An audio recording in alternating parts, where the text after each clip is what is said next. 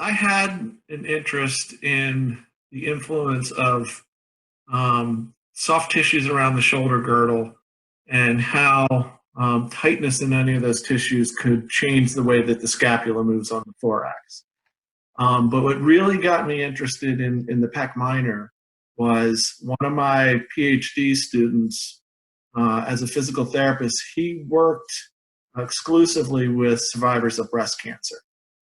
And so this was a new patient population for me.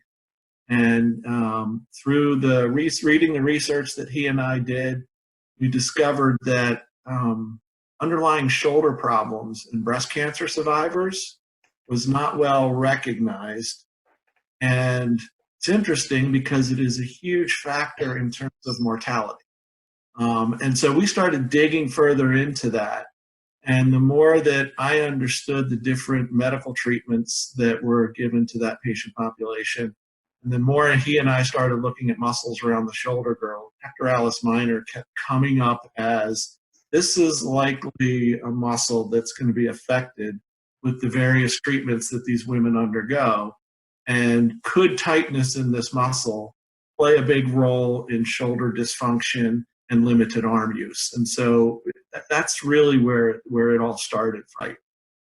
And so, there are a number of different ways that have been reported in the literature to do that.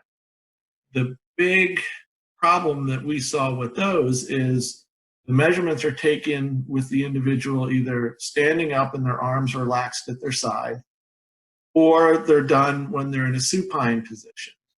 And they never adds the next step, which is to lengthen that tissue to see if it is indeed tight. And so the analogy that we started talking to ourselves about and telling others is, you don't assess somebody's hamstring length when they're standing upright. You flex the hip to 90 degrees, extend the knee. So why are we looking at assessing the length of pectoralis minor differently? And that's what really helped to inform the method that we're currently using. The challenge that we saw with this is, how do you try to isolate the pectoralis minor from other muscles like the pectoralis major? And it was really work that was done by Meraki, and he published in the Physical Therapy Journal in 2009, where he did a cadaveric study to look at best ways to lengthen the pectoralis minor. And so it's from that study that we developed our clinical procedures. And off the top of my head, I don't remember the percentage of people that we have had to remark, but it's not all that much.